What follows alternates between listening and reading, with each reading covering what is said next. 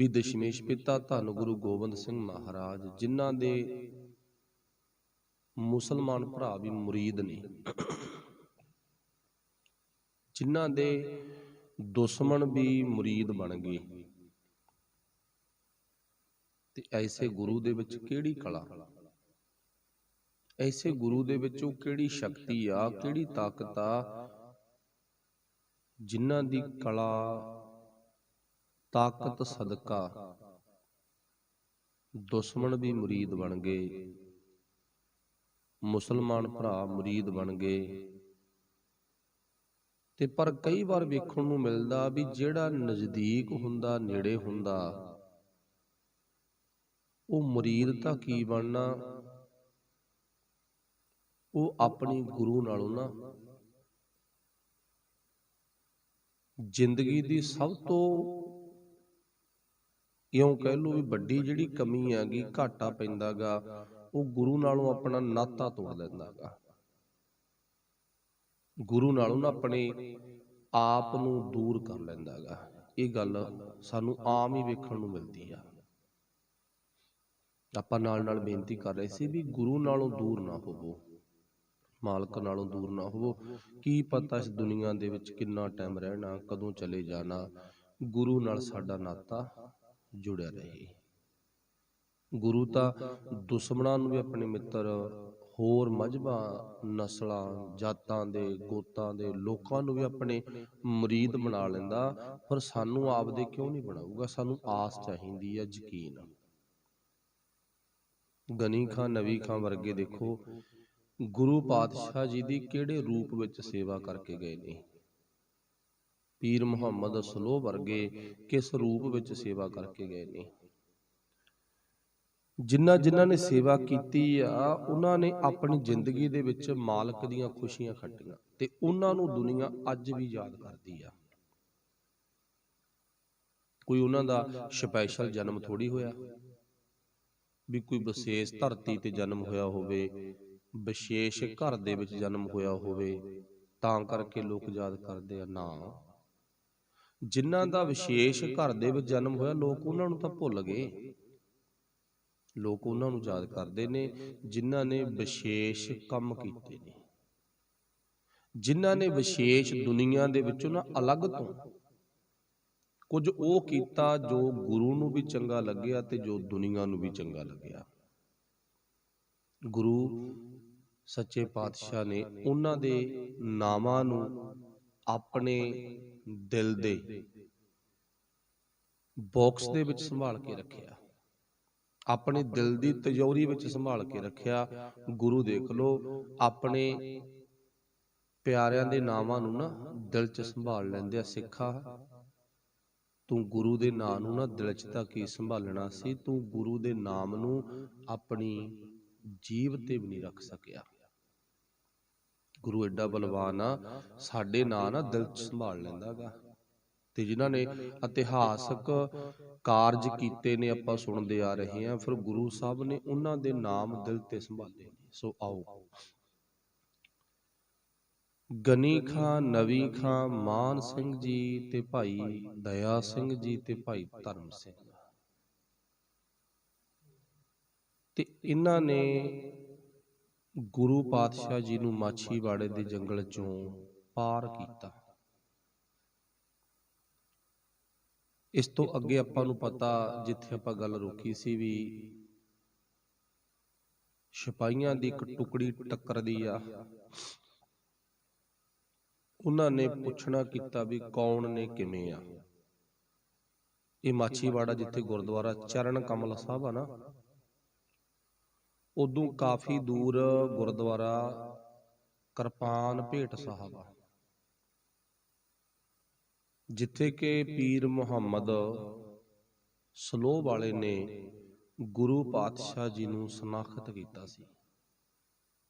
ਸੱਚਮੁੱਚ ਇਹ ਉੱਚ ਦਾ ਪੀਰ ਆ, ਇਹਦੇ ਵਰਗਾ ਤਾਂ ਉੱਚ ਦਾ ਪੀਰ ਕੋਈ ਹੈ ਹੀ ਨਹੀਂ।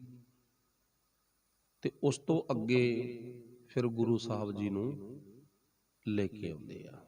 ਹੁਣ ਗੁਰੂ ਪਾਤਸ਼ਾਹ ਜੀ ਮਾਛੀਵਾੜੇ ਚੋਂ ਬਾਹਰ ਹੋ ਗਏ,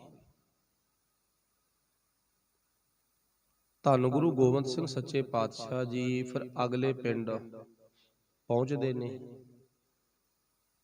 ਅਜਮੇਰ, ਰਾਮਪੁਰ ਤੇ ਅੱਗੇ ਪਾਤਸ਼ਾਹ ਜੀ ਕਨੇਚ ਪਹੁੰਚਦੇ ਆ, ਫਿਰ ਕਟਾਣਾ ਸਾਹਿਬ ਆਦਿਕ ਦੁਰਾਹਾ ਹੁੰਦਿਆਂ ਹੋਇਆਂ ਪਾਤਸ਼ਾਹ ਜੀ ਆਲਮਗੀਰ ਪਹੁੰਚਦੇ ਨੇ। ਤੇ ਆਪਾਂ ਪਿੱਛੇ ਚੱਲਣਾ ਥੋੜਾ ਜਿਹਾ, ਥੋੜੀ ਥੋੜੀ ਜਿੱਥੇ ਜਿੱਥੇ ਘਟਨਾ ਕੋਈ ਵਾਪਰੀ ਆ ਉਹਨੂੰ ਆਪਾਂ ਸਾਂਝੀ ਕਰਦੇ ਜਾਣਾ। ਗੁਰਦੇਵ ਪਾਤਸ਼ਾਹ ਜੀ ਨਾ ਜਦੋਂ ਰਾਮਪੁਰ ਪਹੁੰਚੇ, ਇੱਥੇ ਵਿਸਰਾਮ ਕੀਤਾ ਗਿਆ। ਗੁਰਦੁਆਰਾ ਰੇਰੂ ਸਾਹਿਬ ਬਣਿਆ ਹੋਇਆ, ਰੇਰੂ ਦਾ ਦਰਖਤ ਸੀ, ਉੱਥੇ ਪਾਤਸ਼ਾਹ ਜੀ ਨੇ ਆਪਣੀ ਠਹਿਰ ਕੀਤੀ। ਕੁਦਰਤੀ ਗੱਲ ਆ, ਜਦੋਂ ਪਿੰਡ ਦੇ ਵਿੱਚ ਕੋਈ ਵਿਸ਼ੇਸ਼ ਵਿਅਕਤੀ ਆਵੇ, ਕੋਈ ਰੱਬ ਦਾ ਪਿਆਰਾ, ਕੋਈ ਕਿਸੇ ਤਰ੍ਹਾਂ ਦਾ ਵੀ ਦਾਨਾ ਪੁਰਖ ਪਹੁੰਚਦਾ, ਪਿੰਡ ਦਾ ਇਕੱਠ ਹੋਣਾ ਸੁਭਾਵਿਕ ਆ। ਲੋਕ ਪਹੁੰਚੇ ਨੇ ਤੇ ਮੋਹਤਬਾਰ ਕੌਣ ਆ? ਨੰਬਰਦਾਰ। ਇੱਥੋਂ ਦਾ ਜਗਤੀ ਆ, ਨੰਬਰਦਾਰ ਆ। ਤੇ ਜਦੋਂ ਹੁਣ ਪਿੰਡ ਦਾ ਮੋਹਤਬਾਰ ਹੋਣ ਕਰਕੇ ਗੁਰੂ ਸਾਹਿਬ ਕੋਲ ਪਹੁੰਚਿਆ, ਸਨਾਖਤ ਹੋਈ, ਪਤਾ ਲੱਗਿਆ ਵੀ ਗੁਰੂ ਗੋਬਿੰਦ ਸਿੰਘ ਆ, ਸਰਕਾਰ ਦਾ ਬਾਗੀ ਆ। ਇਹਨੇ ਸੋਚਿਆ ਵੀ ਆਪਾਂ ਨਾ ਗੁਰੂ ਸਾਹਿਬ ਬਾਰੇ ਸ਼ਿਕਾਇਤ ਕਰ ਦਿੰਦੇ ਜਾ ਕੇ ਥਾਣੇ 'ਚ। ਤੇ ਗੁਰੂ ਸਾਹਿਬ ਨੂੰ ਸਰਕਾਰੀ ਨੁਮਾਇੰਦੇ ਸਿਪਾਹੀ ਫੜ ਕੇ ਲੈ ਜਾਣਗੇ ਤੇ ਆਪਾਂ ਨੂੰ ਸ਼ਾਬਾਸ਼ੇ ਮਿਲੂ, ਵਡਿਆਈ ਮਿਲੂ ਤੇ ਇਨਾਮ ਵੀ ਮਿਲੂਗਾ। ਵੀ ਆਪਾਂ ਸਿੱਖਾਂ ਵਾਹਿਗੁਰੂ ਸਰਕਾਰ ਦਾ ਬਾਗੀ ਜਦੋਂ ਫੜਾਤਾ ਨਾ ਤੇ ਇਨਾਮ ਵੀ ਮਿਲੂਗਾ। ਦੇਖੋ ਸੋਚਣ ਵਾਲੀ ਗੱਲ ਆ। ਆਪਾਂ ਹੁਣੀ ਗੱਲ ਕੀਤੀ ਹੈ ਵੀ ਉਹ ਦੁਨੀਆ ਦੇ ਵਿੱਚ ਕਿੰਨੇ ਮਹਾਨ ਗੁਰਸਿੱਖ ਨੇ, ਵਿਅਕਤੀ ਨੇ, ਸਾਡੇ ਭਰਾ ਨੇ, ਜਿਹੜੇ ਕਦੇ ਗੁਰੂ ਤੇ ਚੜ ਕੇ ਆਏ ਪਰ ਗੁਰੂ ਦੇ ਬਣ ਗਏ, ਜਿਹੜੇ ਕਿ ਸਾਡੇ ਧਰਮ ਦੇ ਵਿੱਚ ਨਹੀਂ, ਉਹ ਆਪਣੇ ਧਰਮ ਦੇ ਵਿੱਚ ਨੇ। ਕੋਈ ਮੁਸਲਮਾਨ, ਕੋਈ ਕਿਸੇ ਤਰ੍ਹਾਂ ਦਾ, ਕੋਈ ਕਿਸੇ ਤਰ੍ਹਾਂ ਦਾ, ਜਿਨ੍ਹਾਂ ਦਾ ਮਤ, ਮਜ਼ਹਬ, ਗੋਤ ਅਲੱਗ ਤੋਂ ਨੇ, ਪਰ ਉਹ ਵੀ ਗੁਰੂ ਦੇ ਬਣ ਗਏ, ਜਿਨ੍ਹਾਂ ਨੂੰ ਗੁਰੂ ਦੇ ਵਿੱਚ ਕੁਝ ਦਿਸਿਆ। ਗੱਲ ਤਾਂ ਵੇਖਣ ਤੇ ਆ। ਆਪਾਂ ਵੀ ਸਾਰੇ ਪਹੁੰਚਦੇ ਆ, ਕੋਈ ਕਿਹੋ ਜੀ ਭਾਵਨਾ ਲੈ ਕੇ ਪਹੁੰਚਦਾ ਤੇ ਕੋਈ ਕਿਹੋ ਜੀ ਭਾਵਨਾ ਲੈ ਕੇ ਪਹੁੰਚਦਾ। ਸਭ ਦੀ ਭਾਵਨਾ ਸੇਮ ਨਹੀਂ ਹੁੰਦੀ, ਪਰ ਗੁਰੂ ਭਾਵਨਾ ਦੇ ਮੁਤਾਬਕ ਬਖਸ਼ਿਸ਼ ਕਰਦਾ, ਜਿਹੋ ਜੀ ਕੋਈ ਭਾਵਨਾ ਲੈ ਕੇ ਆਉਂਦਾ। ਹੁਣ ਇਹ ਜਗਤੀ ਆ ਜਿਹੜਾ ਨੰਬਰਦਾਰ ਆ ਨਾ, ਇਹਨੇ ਜਾ ਕੇ ਸ਼ਿਕਾਇਤ ਕਰਨ ਦੀ ਕੋਸ਼ਿਸ਼ ਕੀਤੀ ਵੀ ਜਾ ਕੇ ਆਪਾਂ ਗੁਰੂ ਸਾਹਿਬ ਦੇ ਪ੍ਰਥਾਏ ਸ਼ਿਕਾਇਤ ਕਰ ਦਿੰਨੇ ਆ ਤੇ ਗੁਰੂ ਸਾਹਿਬ ਨੂੰ ਫੜ ਕੇ ਲੈ ਜਾਣਗੇ। ਆਪਣੀ ਪ੍ਰਭਤਾ ਵਡਿਆਈ ਵੀ ਹੋਊਗੀ ਤੇ ਆਪਾਂ ਨੂੰ ਇਨਾਮ ਵੀ ਮਿਲੂਗਾ। ਪਰ ਆਪਣੀ ਨਾ ਇੱਕ ਕਹਾਵਤ ਆ, ਮਾੜੀ ਦੇ ਕਰਨ ਵਾਲਾ ਆਪ ਹੀ ਮਰ ਜਾਂਦਾ। ਗੁਰਬਾਣੀ ਦਾ ਵਾਕ ਵੀ ਹੈ ਨਾ, ਜਿਸ ਕਾ ਸਾਹਿਬ ਡਾਢਾ ਹੋਏ ਤਿਸ ਨੂੰ ਮਾਰ ਨਾ ਸਕੈ ਕੋਏ। ਪਾਤਸ਼ਾਹ ਜੀ ਗੁਰਬਾਣੀ 'ਚ ਵੀ ਕਹਿੰਦੇ ਆ, ਜਿਨ੍ਹਾਂ ਦਾ ਮਾਲਕ ਰਾਖਾ ਨਾ, ਉਹਨਾਂ ਨੂੰ ਭਲਾ ਕੌਣ ਕੁਛ ਵਿਗਾੜ ਸਕਦਾ ਉਹਨਾਂ ਦਾ? ਨਹੀਂ। ਪਰ ਉਲਟ ਕਹਾਣੀ ਕੀ ਬਣ ਗਈ? ਜੋ ਲੋਕ ਦੰਦ ਨੇ, ਲੋਕ ਕਹਾਵਤ ਆ ਵੀ ਮਾੜੀ ਦੇ ਕਰਨ ਵਾਲਾ ਆਪ ਹੀ ਮਰ ਜਾਂਦਾ। ਇਹ ਜਗਤੀ ਆ ਨੰਬਰਦਾਰ ਨਾ, ਜਦੋਂ ਆਪਣੇ ਪਿੰਡ ਤੋਂ, ਰਾਮਪੁਰ ਤੋਂ ਅੱਗੇ ਛੋਟਾ ਜਿਹਾ ਪਿੰਡ ਆ, ਪਿੰਡ ਕੱਦੋ, ਉੱਥੋਂ ਦੀ ਲੰਘਣ ਲੱਗਿਆ, ਘੋੜੀ ਦਾ ਪੈਰ ਕਿਸੇ ਖੱਡੇ 'ਚ ਡਿੱਗ ਪਿਆ ਤੇ ਇਹ ਘੋੜੀ ਤੋਂ ਡਿੱਗ ਪਿਆ। ਡਿੱਗਦੇ ਦਾ ਰਕਾਬ 'ਚ ਪੈਰ ਅੜ ਗਿਆ। ਘੋੜੀ ਤਰਬਕ ਕੇ ਭੱਜ ਲਈ, ਡਰ ਕੇ ਭੱਜ ਲਈ ਤੇ ਇਹਨੂੰ ਘੜੀਸ ਘੜੀਸ ਕੇ ਘੋੜੀ ਨੇ ਮਾਰਤਾ। ਇਹ ਰਾਮਪੁਰ ਮਾਛੀਵਾੜੇ ਤੋਂ ਨਿਕਲ ਕੇ ਗੁਰੂ ਸਾਹਿਬ ਇਸ ਪਿੰਡ ਦੇ ਵਿੱਚ ਰੇਰੂ ਥੱਲੇ ਬੈਠੇ ਸੀ ਤੇ ਜਦੋਂ ਪਿੰਡ ਨੂੰ ਪਤਾ ਲੱਗਾ ਵੀ ਆਹ ਭਾਵਨਾ ਲੈ ਕੇ ਜਾਂਦਾ ਸੀ, ਸਾਰੇ ਪਿੰਡ ਨੇ ਥੂ ਥੂ ਕੀਤੀ। ਤੇ ਇਹਦੀ ਭਰਜਾਈ ਸੀ, ਜਿਹਦਾ ਇੱਕ ਪੁੱਤ ਸੀ ਭਾਈ ਭਾਰਾ ਜੀ, ਤੇ ਉਹ ਵਿਧਵਾ ਸੀ। ਇਤਿਹਾਸ ਦੱਸਦਾ ਵੀ ਇਹ ਤੰਗ ਬਹੁਤ ਕਰਦਾ ਸੀ। ਉਹਨੇ ਵੀ ਸ਼ੁਕਰ ਮਨਾਇਆ ਵੀ ਚਲੋ ਵੱਢਿਆ ਗਿਆ ਫਾਹਾ ਪਰੇ, ਕਿਉਂਕਿ ਜਦੋਂ ਮਾੜੀ ਸੋਚ ਵਾਲਾ ਬੰਦਾ ਮਰਦਾ ਨਾ ਤੇ ਲੋਕ ਰੀਤ ਮੁਤਾਬਕ ਤਾਂ ਭਾਵੇਂ ਕਹਿ ਦਿੰਦੇ ਵੀ ਮਾੜਾ ਹੋ ਗਿਆ, ਪਰ ਦਿਲ ਦੇ ਵਿੱਚੋਂ ਹਰੇਕ ਹੀ ਕਹਿੰਦਾ ਪਰੇ ਵੱਢਿਆ ਗਿਆ ਫਾਹਾ। ਤੇ ਫਿਰ ਆਪਣੇ ਪੁੱਤ ਨੂੰ ਲੈ ਕੇ ਨਾ ਨਾਲ ਇਹ, ਨਾਲੇ ਤਾਂ ਦੇਖੋ ਭਾਵੇਂ ਇਹਦੇ ਤੇ ਵਧੀਕੀ ਕਰਦਾ ਸੀਗਾ, ਮਾੜੀ ਭਾਵਨਾ ਆਪਣੇ ਜਾਣੀ ਕਿ ਜੇਠ ਦੀ, ਉਹਦੇ ਪਰਥਾਏ ਗੁਰੂ ਅੱਗੇ ਅਰਦਾਸ ਕੀਤੀ, ਸੱਚੇ ਪਾਤਸ਼ਾਹ ਅਸੀਂ ਵੀ ਹਾਂ ਤਾਂ ਉਸੇ ਪਰਿਵਾਰ ਚੋਂ, ਪਰ ਜਿਹੜੀ ਉਹਦੀ ਮਾੜੀ ਭਾਵਨਾ, ਉਹ ਮਾੜੀ ਦੇ ਕਰਨ ਵਾਲਾ ਆਪ ਮਰ ਗਿਆ, ਅਸੀਂ ਮੁਆਫੀ ਚਾਹੁੰਦੇ ਆ ਤੇ ਸਾਨੂੰ ਨਾ ਮਾਂ ਪੁੱਤ ਨੂੰ ਆਪ ਦੀ ਸੇਵਾ ਚ ਲਾ ਲਾ। ਫਿਰ ਭਾਈ ਭਾਰੇ ਨੂੰ ਛੋਟੀ ਜਿਹੀ ਉਮਰ ਦੇ ਵਿੱਚ ਲੈ ਕੇ ਗੁਰੂ ਸਾਹਿਬ ਦੀ ਨਾ ਉਹਨਾਂ ਪਿੰਡਾਂ ਦੇ ਵਿੱਚ ਜੋ ਗੁਰੂ ਸਾਹਿਬ ਵਿਚਰਦੇ ਨੇ ਤੇ ਬੜੀ ਇਹਨੇ ਸੇਵਾ ਕੀਤੀ ਕਹਿੰਦੇ। ਤੇ ਫਿਰ ਪਾਤਸ਼ਾਹ ਨੇ ਬਖਸ਼ਿਸ਼ ਕੀਤੀ ਸੀ, ਭਾਈ ਭਾਰੇ ਦੇ ਘਰ ਨਾ ਰੋਜ਼ਾਨਾ ਇੱਕ ਮਟਕੀ ਜਾਣੀ ਕਿ ਇੱਕ ਘੜਾ ਲੂਣ ਦਾ ਲੱਗਿਆ ਕਰੂਗਾ, ਐਡੀ ਬਖਸ਼ਿਸ਼ ਹੋਊਗੀ ਭਾਈ ਭਾਰੇ ਤੇ ਜਦੋਂ ਉਹਨਾਂ ਪਿੰਡਾਂ ਦੇ ਵਿੱਚ ਜਾਂਦੇ ਆ, ਪਰ ਭਾਈ ਭਾਰੇ ਦੇ ਨਾਂ ਤੇ ਕਈ ਪਿੰਡ ਵਸੇ ਨੇਗੇ। ਸੱਚਾਈ ਆ, ਮਟਕੀ ਛੱਡੋ, ਮਟਕਿਆਂ ਦੇ ਮਟਕੇ ਲੂਣ ਦੇ ਲੱਗਣ ਲੱਗ ਗਏ, ਕਿਉਂਕਿ ਉਹ ਪਿੰਡ ਦੇ ਵਿੱਚੋਂ ਵਾਧਾ ਹੋ ਗਿਆ ਨਾ। ਅੱਗੇ ਪਿੰਡ ਦੇ ਵਿੱਚੋਂ ਬੜੇ ਪਿੰਡ ਨਿਕਲ ਗਏ। ਅੰਸ ਬੰਸ ਕਿਹਦੀ ਆ? ਭਾਈ ਭਾਰੇ ਦੀ। ਤੇ ਗੁਰੂ ਸਾਹਿਬ ਦੀ ਬਖਸ਼ਿਸ਼ ਹੋਈ।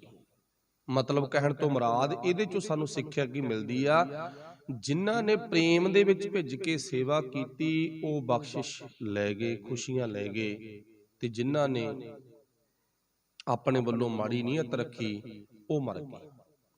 ਫਿਰ ਇੱਥੋਂ ਗੁਰੂ ਸਾਹਿਬ ਅੱਗੇ ਚੱਲਦੇ ਨੇ। ਅੱਗੇ ਪਿੰਡਾਂ ਵਿੱਚੋਂ ਦੀ ਹੁੰਦੇ ਹੋਏ, ਕੋ ਟਿਕਾ ਤਾਂ ਉੱਥੇ ਹੁੰਦਾ ਸੀ ਜਿੱਥੇ ਦਿਨ ਸਿਮਰਦਾ ਕਿਤੇ ਜਾ ਕੇ।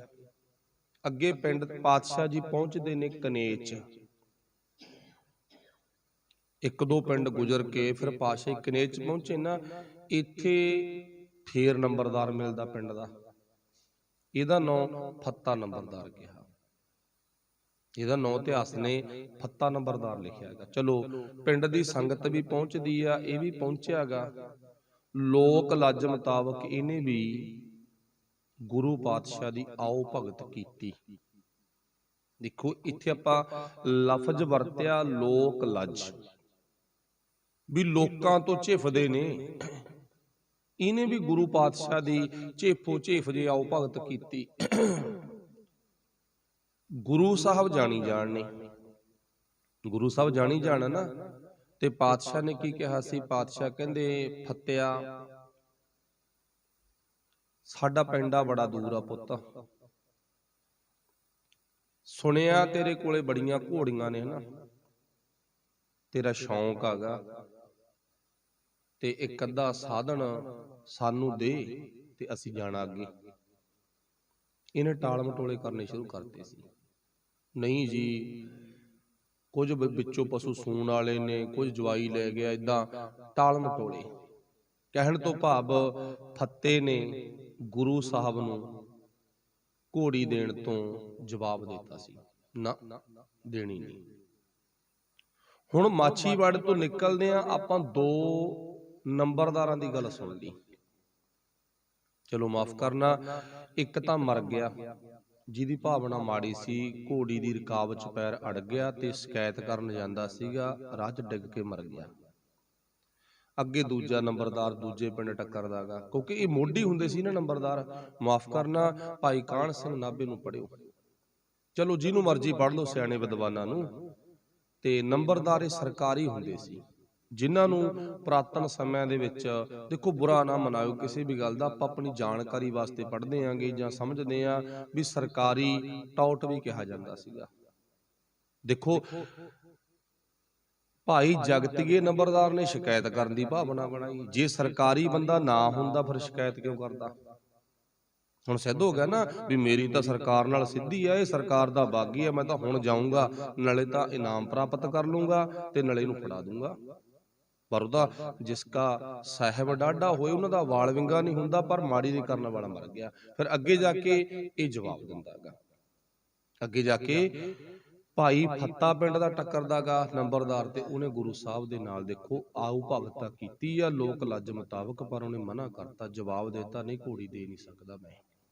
ਇੱਥੋਂ ਸਿੱਧ ਹੁੰਦਾ ਵੀ ਇਹ ਜਿਹੜੇ ਪਿੰਡ ਦੇ ਮਤਲਬ ਕਿ ਮੋਹਤਬਾਰ ਹੁੰਦੇ ਸਨ ਨੰਬਰਦਾਰ, ਇਹਨਾਂ ਦਾ ਨਾਤਾ ਸਰਕਾਰ ਨਾਲ ਜੁੜਿਆ ਹੁੰਦਾ ਸੀ ਤੇ ਸਰਕਾਰ ਦੀ ਨੁਮਾਇੰਦਗੀ ਮਿਲਦੀ ਹੈ ਇਹਨਾਂ ਨੂੰ, ਤੇ ਸਰਕਾਰ ਵੱਲੋਂ ਇਹਨਾਂ ਨੂੰ ਮੋਹਰ ਮਿਲਦੀ ਆ। ਤੇ ਉਹ ਮੋਹਰ ਪਹਿਲਾਂ ਛਾਂਪ ਦੇ ਰੂਪ 'ਚ ਮਿਲੀ ਸੀਗੀ, ਸਭ ਤੋਂ ਪਹਿਲਾਂ ਛਾਂਪ ਬਿੰਦੀ ਲਾ ਕੇ ਤਾਂ ਆਪਾਂ ਬੋਲਣ ਲੱਗ ਗਏ, ਪਰ ਸੀ ਉਹ ਛਾਪਾ ਮੋਹਰ, ਵੀ ਜਿੱਥੇ ਲੋੜ ਪਈ ਤੂੰ ਮੋਹਰ ਲਾ ਸਕਦਾ, ਇਹ ਸਾਡੇ ਵੱਲੋਂ ਤੈਨੂੰ ਇੱਕ ਮੋਹਰ ਮਿਲ ਗਈ। ਤੇ ਉਹ ਮੋਹਰ ਸਰਕਾਰੀ ਹੋਣ ਕਰਕੇ ਮਿਲਦੀ ਸੀ, ਤੁਹਾਡੇ ਕੋਲੇ ਨਹੀਂ, ਸਾਡੇ ਕੋਲੇ ਨਹੀਂ, ਸਰਕਾਰੀ ਬੰਦਾ ਸੀ ਤਾਂ ਮਿਲ ਗਈ। ਤਾਈਓ ਪੀੜ੍ਹੀ ਦਰ ਪੀੜ੍ਹੀ ਨੰਬਰਦਾਰੀ ਚੱਲਦੀ ਸੀ, ਵੀ ਹੋਰ ਨੂੰ ਨਹੀਂ, ਪੀੜ੍ਹੀ ਦਰ ਪੀੜ੍ਹੀ। ਜਿਹੋ ਜਿਹਾ ਦਾਦੇ ਦਾ ਸੁਭਾਅ ਹੋ ਜਾ ਪਿਓ ਦਾ, ਜਿਹੋ ਜਿਹਾ ਪਿਓ ਦਾ ਤੇ ਉਹ ਜਾ ਕੇ ਪੁੱਤ ਦਾ, ਤੇ ਜਿਹੋ ਜਿਹਾ ਪੁੱਤ ਦਾ ਤੇ ਉਦੋਂ ਗਾਹਾਂ ਜਾ ਕੇ ਪੋਤੇ ਦਾ। ਤਾਈਓ ਚਲੋ ਕਹਿਣ ਤੋਂ ਭਾਵ ਸਤਿਗੁਰੂ ਪਾਤਸ਼ਾਹ ਜੀ ਨੂੰ ਇਹਨੇ ਜਵਾਬ ਦੇ ਦਿੱਤਾ। ਫਿਰ ਪਾਤਸ਼ਾਹ ਜੀ ਕਨੇਚ ਤੋਂ ਆਪਾਂ ਨੂੰ ਪਤਾ ਕਟਾਣਾ ਸਾਹਿਬ, ਕਟਾਣਾ ਸਾਹਿਬ ਤੁਸੀਂ ਬਹੁਤ ਵਾਰੀ ਦਰਸ਼ਨ ਕੀਤੇ ਹੋਣੇ ਆ, ਗੁਰਦੁਆਰਾ ਬਿਲਕੁਲ ਨਹਿਰ ਦੇ ਉੱਪਰ ਬਣਿਆ ਹੋਇਆ ਗਾ ਦੇਗਸਰ, ਤੇ ਇੱਥੇ ਪਾਤਸ਼ਾਹ ਜੀ ਰੁਕੇ ਨੇ ਤੇ ਇੱਥੇ ਸੰਗਤਾਂ ਨੇ ਆਓ ਭਗਤ ਵੀ ਕੀਤੀ, ਪਾਤਸ਼ਾਹ ਜੀ ਬਾਰੇ ਪਤਾ ਲੱਗਿਆ ਤੇ ਕੜਾਹ ਪ੍ਰਸ਼ਾਦ ਤਿਆਰ ਕੀਤਾ ਗਿਆ, ਵਰਤਾਇਆ ਗਿਆ ਖੁਸ਼ੀ ਦੇ ਵਿੱਚ ਵੀ ਗੁਰੂ ਸਾਹਿਬ ਸਾਡੇ ਨਗਰ ਦੇ ਵਿੱਚ ਪਹੁੰਚੇ ਨੇ, ਸਾਡੇ ਵੱਡੇ ਭਾਗ ਨੇ, ਸਾਡੀ ਵੱਡੀ ਕਿਸਮਤ ਆ, ਗੁਰੂ ਸਾਹਿਬ ਪਹੁੰਚੇ ਨੇ ਇੱਥੇ। ਤਾਂ ਉੱਥੇ ਗੁਰਦੁਆਰਾ ਸਾਹਿਬ ਗੁਰੂ ਸਾਹਿਬ ਦੀ ਯਾਦ ਵਿੱਚ ਗੁਰਦੁਆਰਾ ਦੇਗਸਰ ਹੀ ਬਣਿਆ ਪਿਆ। ਬਾਅਦ ਵਿੱਚ ਉਸ ਗੁਰਦੁਆਰਾ ਸਾਹਿਬ ਦੀ ਜਿਹੜੀ ਘਟਨਾ ਉਹ ਅੰਗਰੇਜ਼ ਸਰਕਾਰ ਨਾਲ ਵੀ ਜੁੜਦੀ ਆ। ਫਿਰ ਇਸ ਤੋਂ ਬਾਅਦ ਗੁਰੂ ਸਾਹਿਬ ਜੀ ਪਿੰਡਾਂ ਵਿੱਚੋਂ ਦੀ ਹੁੰਦੇ ਹੋਏ ਆਪਾਂ ਨੂੰ ਪਤਾ ਆਲਮਗੀਰ ਪਹੁੰਚ ਜਾਂਦੇ ਨੇ, ਤੇ ਆਲਮਗੀਰ ਗੁਰੂ ਸਾਹਿਬ ਨੂੰ ਆਪਾਂ ਨੂੰ ਪਤਾ ਭਾਈ ਨਗਾਈਆ ਜੀ ਨੇ ਘੋੜਾ ਭੇਟ ਕੀਤਾ ਸੀ, ਤੇ ਭਾਈ ਨਗਾਈਆ ਵੀ ਘੋੜਿਆਂ ਦਾ ਵਪਾਰੀ ਸੀ। ਇੱਕ ਗੱਲ ਮੈਂ ਇੱਥੇ ਥੋੜੀ ਜਿਹੀ ਹੋਰ ਕਵਾਂ, ਬਹੁਤਿਆਂ ਨੇ ਲਿਖਿਆ ਵੀ ਗਨੀ ਖਾਂ ਤੇ ਨਵੀ ਖਾਂ ਆਲਮਗੀਰ ਤੋਂ ਵਾਪਸ ਮੁੜਦੇ ਨੇ, ਤੇ ਬਹੁਤਿਆਂ ਨੇ ਲਿਖਿਆ ਗੁਰੂ ਸਾਹਿਬ ਜੀ ਨੂੰ ਇਹ ਕਨੇਚ ਤੋਂ ਪਿੱਛੇ ਹੀ ਗੁਰੂ ਸਾਹਿਬ ਨੇ ਰਵਾਨਗੀ ਦੇ ਦਿੱਤੀ ਸੀ, ਵੀ ਗੁਰੂ ਸਾਹਿਬ ਨੂੰ ਨਾ ਉੱਥੋਂ ਹੀ ਅੱਗੇ ਸੰਗਤ ਆਪਣੇ ਵੱਲੋਂ ਗੁਰੂ ਸਾਹਿਬ ਦਾ ਪਲੰਘ, ਜਿਹਨੂੰ ਆਪਾਂ ਪਾਲਕੀ ਕਹਿੰਦੇ ਆ, ਉਹ ਪਿੰਡ ਦਰ ਪਿੰਡ ਤੱਕ ਲੰਘਾਉਣ ਲੱਗ ਗਏ ਸੀ। ਵੀ ਇੱਕ ਪਿੰਡ ਚੋਂ ਦੂਜੇ ਪਿੰਡ ਦੀ ਸੰਗਤ ਨੇ, ਦੂਜੇ ਚੋਂ ਤੀਜੀ ਦੇ, ਤੀਜੇ ਤੋਂ ਚੌਥੇ ਦੇ ਨੇ, ਇਉਂ। ਚਲੋ ਮੰਨ ਲਓ ਵੀ ਆਪਾਂ ਇਸ ਚੱਕਰ ਦੇ ਵਿੱਚ ਨਾ ਪਈਏ, ਆਪਾਂ ਤਾਂ ਇਹੀ ਕਹਾਂਗੇ, ਆਪਾਂ ਇਹੀ ਸੋਚਣਾ ਵੀ ਚਲੋ ਗੁਰੂ ਸਾਹਿਬ ਦੇ ਸੇਵਾਦਾਰ ਸੀ ਤੇ ਭਾਵੇਂ 10 ਕਿਲੋਮੀਟਰੋਂ ਪਿੱਛੇ ਮੁੜ ਗਏ ਤੇ ਭਾਵੇਂ ਅੱਗੇ ਆ ਗਏ, ਉਹਨਾਂ ਨੇ ਗੁਰੂ ਦੀ ਸੇਵਾ ਦਿਲੋਂ ਕੀਤੀ ਆ। ਇੱਥੇ ਇੱਕ ਗੱਲ ਹੋਰ ਸਿੱਧ ਹੁੰਦੀ ਆ, ਉਹ ਆਪਣੇ ਮਨ ਦੀ ਕਲਪਨਾ, ਤੁਹਾਡੇ ਮਨ ਦੀ, ਮੇਰੇ ਮਨ ਦੀ ਕਲਪਨਾ ਇਹ ਆ, ਗਨੀ ਖਾਂ ਤੇ ਨਵੀ ਖਾਂ ਵੀ ਘੋੜਿਆਂ ਦੇ ਵਪਾਰੀ ਨੇ, ਨਗਾਈਆ ਜੀ ਨੂੰ ਮੰਨਿਆ ਜਾਂਦਾ ਵੀ ਘੋੜਿਆਂ ਦਾ ਸ਼ੌਕੀਨ ਸੀ, ਘੋੜਿਆਂ ਦਾ ਵਪਾਰੀ ਸੀ। ਹੁਣ ਵਪਾਰੀ ਨੂੰ ਵਪਾਰੀ ਜਾਣਦੇ ਨੇ, ਵਪਾਰੀ ਨੂੰ ਵਪਾਰੀ ਜਾਣਦੇ ਆ ਨਾ, ਤਾਂ ਉਹਨਾਂ ਨੇ ਨਗਾਈਆ ਜੀ ਨੂੰ ਗੁਰੂ ਸਾਹਿਬ ਦੀ ਵਾਂਗ ਡੋਰ ਫੜਾਈ ਸੀ ਵੀ ਆਪਾਂ ਉੱਥੇ ਲੈ ਕੇ ਚੱਲੋ, ਉੱਥੇ ਗੁਰੂ ਸਾਹਿਬ ਨੂੰ ਘੋੜਾ ਵੀ ਮਿਲ ਜੂਗਾ ਤੇ ਉਹ ਸਾਡਾ ਮਿੱਤਰ ਵੀ ਹੈ, ਤੇ ਗੁਰੂ ਸਾਹਿਬ ਨਾਲ ਉਹਦੀ ਮਿਲਣੀ ਵੀ ਆਪਾਂ ਕਰਾ ਦਾਂਗੇ। ਚਲੋ ਕਹਿਣ ਤੋਂ ਭਾਵ ਜਦੋਂ ਆਲਮਗੀਰ ਗੁਰਦੁਆਰਾ ਸਾਹਿਬ ਜਿੱਥੇ ਅੱਜ ਕੱਲ ਬਣਿਆ ਹੋਇਆ, ਤੁਹਾਨੂੰ ਤਾਂ ਸਾਰਿਆਂ ਨੂੰ ਪਤਾ, ਆਲਮਗੀਰ ਬਾਰੇ ਤੁਹਾਨੂੰ ਦੱਸਣ ਦੀ ਬਹੁਤੀ ਲੋੜ ਨਹੀਂ। ਗੁਰਦੁਆਰਾ ਮੰਜੀ ਸਾਹਿਬ ਬਣਿਆ ਹੋਇਆ ਦਰਬਾਰ ਸਾਹਿਬ, ਅੱਜ ਜਾਣਦੇ ਹੋ ਤੁਸੀਂ ਸਾਰੇ, ਵਾਹਿਗੁਰੂ ਭਲਾ ਕਰੇ। ਫਿਰ ਉੱਥੇ ਪਾਤਸ਼ਾਹ ਜੀ ਨੇ ਬਖਸ਼ਿਸ਼ ਕੀਤੀ ਸੀ ਭਾਈ ਨਗਾਈਆ ਜੀ ਨੂੰ, ਇੱਕ ਤਾਂ ਪਟਾ ਲਿਖ ਕੇ ਦਿੱਤਾ ਸੀ, ਪਟਾ ਭਾਵ ਹੁਕਮਨਾਮਾ ਲਿਖ ਕੇ ਦਿੱਤਾ ਸੀ, ਤੇ ਗੁਰੂ ਸਾਹਿਬ ਜੀ ਨੇ ਸ਼ਾਬਾਸ਼ੀ ਦਿੱਤੀ, ਸੇਵਾ ਸਫਲ ਕੀਤੀ। ਸਤਿਗੁਰ ਕੀ ਸੇਵਾ ਸਫਲ ਹੈ ਜੇ ਕੋ ਕਰੇ ਚਿੱਤ ਲਾਏ। ਕਿਉਂਕਿ ਗੁਰੂ ਦਾ ਸਿੱਖ ਨਾ ਲਾਲਚੀ ਨਹੀਂ, ਇਹ ਗੱਲ ਜ਼ਰੂਰ ਧਿਆਨ ਚ ਰੱਖਿਓ। ਜਿਹੜਾ ਗੁਰੂ ਦਾ ਸਿੱਖ ਆ ਨਾ, ਲਾਲਚੀ ਨਹੀਂ ਹੈ, ਤੇ ਲਾਲਚ ਦੀ ਪਰਿਭਾਸ਼ਾ ਨੂੰ ਵੀ ਜ਼ਰੂਰ ਸਮਝਿਓ। कई बार लालच की परिभाषा नूं असीं समझदे नहीं। असीं जिहड़ा बंदा ज़्यादा काम करदा ना, हिम्मती बंदा, असीं उसे नूं लालची कहण लग जांदे आ।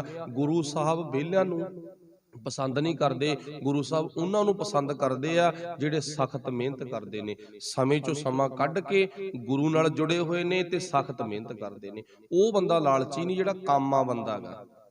लालची ਉਹਨੂੰ ਕਿਹਾ ਜਾਂਦਾ ਜਿਹੜਾ ਕੰਮ ਕਰਦਾ ਨਹੀਂ ਤੇ ਦੂਜੇ ਦੀ ਕਮਾਈ ਤੇ ਲਾਲਾਂ ਸੁੱਟਦਾ ਗਾ।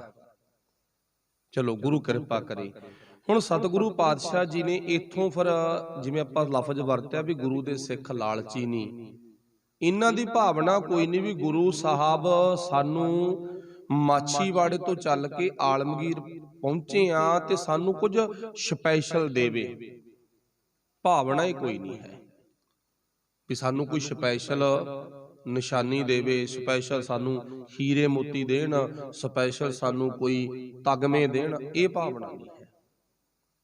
ਜਾਂ ਵਡਿਆਈ ਦੀ ਭੁੱਖੀ ਹੋਵੇ ਵੀ ਗੁਰੂ ਸਾਹਿਬ ਸਾਨੂੰ ਸਪੈਸ਼ਲ ਵਡਿਆਈ ਦੇਣ, ਨਾ, ਇਹ ਤਾਂ ਗੁਰੂ ਦੇ ਸਿੱਖ ਦਾ ਜੀਵਨ ਨਹੀਂ ਹੈ। ਪਰ ਹਾਂ ਇਹ ਗੱਲ ਜ਼ਰੂਰ ਆ, ਸੱਚੇ ਮਾਰਗ ਚੱਲਦੇ ਆ ਉਸਤਤ ਕਰੇ ਜਹਾਨ।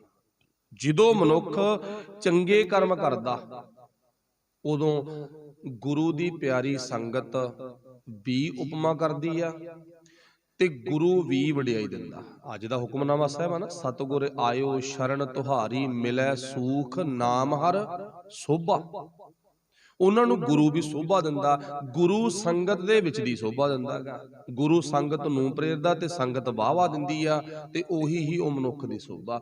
ਉਹ ਮਨੁੱਖ ਦੀ ਭਾਵਨਾ ਨਹੀਂ, ਗੁਰੂ ਖੁਸ਼ ਹੋ ਕੇ ਦਿੰਦਾ। ਤੇ ਗੁਰੂ ਸਾਹਿਬ ਨੇ ਇੱਥੇ ਗਨੀ ਖਾਂ ਤੇ ਨਵੀ ਖਾਂ ਨੂੰ ਨਾ ਵਡਿਆਈ ਖੁਸ਼ ਹੋ ਕੇ ਦਿੱਤੀ ਆ। ਤੁਹਾਡੀ ਸੇਵਾ ਸਫਲ ਹੈ, ਤੁਹਾਡੀ ਸੇਵਾ ਕਬੂਲ ਹੈ। ਤੇ ਗੁਰੂ ਸਾਹਿਬ ਨੇ ਆਪਣੇ ਵੱਲੋਂ ਇੱਕ ਹੁਕਮ ਵੀ ਲਿਖ ਕੇ ਭੇਜਿਆ। ਉਹ ਹੁਕਮਨਾਮਾ ਆਪਾਂ ਇਉਂ ਕਹਿ ਸਕਦੇ ਹਾਂ, ਗੁਰੂ ਸਾਹਿਬ ਨੇ ਆਪਣੇ ਵੱਲੋਂ ਖੁਸ਼ ਹੋ ਕੇ ਬਖਸ਼ਿਆ ਕੀਤੀਆਂ। ਤੁਹਾਨੂੰ ਦੁਨੀਆ ਰਹਿੰਦੀ ਦੇ ਵਿੱਚ ਕੋਈ ਮਿਟਾ ਨਹੀਂ ਸਕਦਾ। ਤੁਸੀਂ ਹਮੇਸ਼ਾ ਲਈ ਜਿਉਂਦੇ ਹੋ, ਤੁਸੀਂ ਅਮਰ ਰਹੋਗੇ, ਤੁਸੀਂ ਹਮੇਸ਼ਾ ਲਈ ਭਲੇ ਪੁਰਖ ਬਣੇ ਰਹੋਗੇ। ਤੁਹਾਡੇ ਘਰ ਦੇ ਵਿੱਚ ਕੋਈ ਕਮੀ ਨਹੀਂ, ਕੋਈ ਘਾਟਾ ਨਹੀਂ। ਇਦਾਂ ਦੀ ਚਲੋ ਵਿਚਾਰ ਮਾਲਕ ਨੇ ਆਪਣੇ ਵੱਲੋਂ ਜੋ ਮੇਰੇ ਦਾਤੇ ਦਾ ਅਨੁਭਵ ਹੋਇਆ ਉਹ ਉਹਨਾਂ ਨੂੰ ਲਿਖ ਕੇ ਖੁਸ਼ੀ ਦੇ ਵਜੋਂ ਇੱਕ ਪਟਾ, ਇੱਕ ਹੁਕਮਨਾਮਾ ਬਖਸ਼ਿਸ਼ ਕੀਤਾ। ਇੱਥੋਂ ਫਿਰ ਸੰਗਤ ਦਾ ਜਿਹੜਾ ਰੁੱਖ ਆ ਉਹ ਗੁਰੂ ਸਾਹਿਬ ਨਾਲ ਬਹੁਤ ਜ਼ਿਆਦਾ ਜੁੜ ਗਿਆ, ਬਹੁਤ ਵੱਧ ਗਿਆ। ਆਸੇ ਪਾਸੇ ਵੀ ਪਤਾ ਲੱਗਣ ਲੱਗ ਗਿਆ ਵੀ ਗੁਰੂ ਸਾਹਿਬ ਜੀ ਇੱਧਰ ਪਹੁੰਚ ਚੁੱਕੇ ਨੇ, ਮਾਲਵੇ ਦੇ ਇਲਾਕੇ ਦੇ ਵਿੱਚ ਇੱਧਰ ਪਹੁੰਚੇ ਹੋਏ ਆ ਨਾ। ਤੇ ਪਾਤਸ਼ਾਹ ਜੀ ਨੂੰ ਮਿਲਣ ਦੇ ਵਾਸਤੇ ਦੂਰੋਂ ਨੇੜੋਂ ਸੰਗਤਾਂ ਨਾਲ ਰਲ ਰਹੀਆਂ ਨੇ। ਗੁਰੂ ਸਾਹਿਬ ਇੱਥੋਂ ਤੱਕ ਪਹੁੰਚਦੇ ਆ ਇਉਂ ਕਹਿ ਲੋ ਵੀ ਸਰੀਰਕ ਤਲ ਤੇ ਵੀ ਪੈਰ ਠੀਕ ਹੋ ਗਏ। ਪਰ ਇੱਥੋਂ ਪਾਤਸ਼ਾਹ ਨੇ ਅੱਗੇ ਘੋੜੇ ਦੀ ਸਵਾਰੀ ਸ਼ੁਰੂ ਕੀਤੀ ਆ, ਜਿਸ ਘੋੜੇ ਦਾ ਨਾਮ ਰੱਖਿਆ ਸੀ ਬਾਈ ਜਾਨ, ਜਿਹਨੂੰ ਆਪਾਂ ਭਾਈ ਜਾਨ ਵੀ ਕਹਿ ਸਕਦੇ ਆ। ਭਾਈ ਜਾਨ ਰੱਖਿਆ ਸੀ ਘੋੜੇ ਦਾ ਨਾਮ। ਤੇ ਪਿੱਛੇ ਜਿਹੜਾ ਗੁਰੂ ਸਾਹਿਬ ਕੋਲੇ ਘੋੜਾ ਸੀਗਾ ਉਹਦਾ ਨਾਮ ਸੀ ਨੀਲਾ। ਨੀਲੇ ਰੰਗ ਦਾ ਘੋੜਾ ਨਹੀਂ ਸੀ, ਮਾਫ ਕਰਨਾ, ਨੀਲਾ ਨਾਮ ਸੀ ਘੋੜੇ ਦਾ ਨਾਮ। ਤੇ ਆਪਾਂ ਕਹਿੰਦੇ ਨੀਲੇ ਸਾਹ ਦਾ ਸਵਾਰ। ਤੇ ਗੁਰੂ ਸਾਹਿਬ ਜੀ ਬਖਸ਼ਿਸ਼ ਕਰਨਾ, ਉਹ ਨੀਲਾ ਆਪਾਂ ਨੂੰ ਪਤਾ ਚਮਕੌਰ ਦੀ ਗੜੀ ਵਿੱਚ ਸ਼ਹੀਦ ਹੋ ਗਿਆ ਘੋੜਾ ਵੀ। ਆਪਾਂ ਗੁਰੂ ਦੇ ਪਿਆਰਿਆਂ ਦੀਆਂ ਸ਼ਹੀਦੀਆਂ ਤਾਂ ਸੁਣ ਲਈਆਂ, ਵੇਖ ਲਿਆ ਵੀ ਹਾਂ ਸ਼ਹੀਦ ਹੋ ਗਏ, ਪਰ ਗੁਰੂ ਪਾਤਸ਼ਾਹ ਦੇ ਜਿਹੜੇ ਪਸ਼ੂ ਸੀ ਨਾ, ਘੋੜੇ ਸੀ, ਉਹ ਵੀ ਇੱਥੇ ਪਿੱਛੇ ਸ਼ਹੀਦੀਆਂ ਪਾ ਗਏ ਸਨ। ਮਾਲਕ ਕਿਰਪਾ ਕਰੇ। ਫਿਰ ਇਸ ਘੋੜੇ ਨਾਲ ਗੁਰੂ ਸਾਹਿਬ ਜੀ ਆਪਾਂ ਨੂੰ ਪਤਾ ਚੱਲਦਿਆਂ ਹੋਏ ਆ, ਬੜਾ ਪਿਆਰਾ ਜਾਨਵਰ ਆ ਘੋੜਾ ਕਹਿ ਲੋ। ਤੇ ਗੁਰੂ ਸਾਹਿਬ ਨੇ ਮੁਕਤਸਰ ਆਦਿਕ ਦਮਦਮਾ ਸਾਹਿਬ ਤੱਕ ਪਹੁੰਚਦੇ ਨੇ। ਜਿਵੇਂ 9ਵੇਂ ਪਾਤਸ਼ਾਹ ਕੋਲ ਘੋੜੀ ਹੁੰਦੀ ਸੀ ਤੇ ਉਹਦਾ ਨਾਮ ਸੀ ਸ੍ਰੀਧਰ। ਅਲੱਗ-ਅਲੱਗ ਆਪਾਂ ਨਾਮ ਰੱਖ ਲੈਂਦੇ ਆ। ਚਲੋ ਉਹ ਖੁਸ਼ੀ ਦੇ ਵਿੱਚੋਂ ਮੇਰੇ ਮਾਲਕ ਬਖਸ਼ਿਆ ਕਰਦੇ ਆ। ਆਪਾਂ ਤਾਂ ਇੰਨੀ ਕਹਿ ਸਕਦੇ ਆ, ਜਿਨ੍ਹਾਂ ਘੋੜਿਆਂ ਨੇ, ਜਿਨ੍ਹਾਂ ਪਸ਼ੂਆਂ ਨੇ ਆਪਣਾ ਨਾਤਾ ਗੁਰੂਆਂ ਨਾਲ ਜੋੜ ਲਿਆ ਨਾ, 10ਵੇਂ ਪਾਤਸ਼ਾਹ ਨਾਲ ਜੋੜ ਲਿਆ, ਉਹ ਤਰ ਗਏ। ਇੱਕ ਗੱਲ ਆ ਨਾ ਵੀ ਭਈ ਪ੍ਰਾਪਤ ਮਨੁੱਖ ਦੇ ਹੋਰੀਆ ਗੋਬਿੰਦ ਮਿਲਣ ਕੀ ਇਹ ਤੇਰੀ ਵਰੀਆ। ਬਾਣੀ ਬੰਦੇ ਨੂੰ ਵਡਿਆਈ ਦਿੰਦੀ ਆ। ਬੰਦਿਆ ਦੇਖ ਲਾ, ਜੇ ਇੱਕ ਵਾਰੀ ਪਸ਼ੂ ਬਣ ਗਿਆ ਨਾ ਤੇ ਦੁਬਾਰਾ ਮੁੜ ਕੇ ਤੈਨੂੰ ਬੰਦੇ ਦੀ ਦੇਹ ਨਹੀਂ ਮਿਲਣੀ। ਗੁਰਬਾਣੀ ਇਹ ਗੱਲ ਕਹਿੰਦੀ ਆ। ਇੰਨੇ ਚੰਗੇ ਕੰਮ ਕਰ, ਸਰੀਰ ਛੱਡਣ ਤੋਂ ਬਾਅਦ ਦੁਬਾਰਾ ਫਿਰ ਤੂੰ ਬੰਦਾ ਬਣ ਜੇ।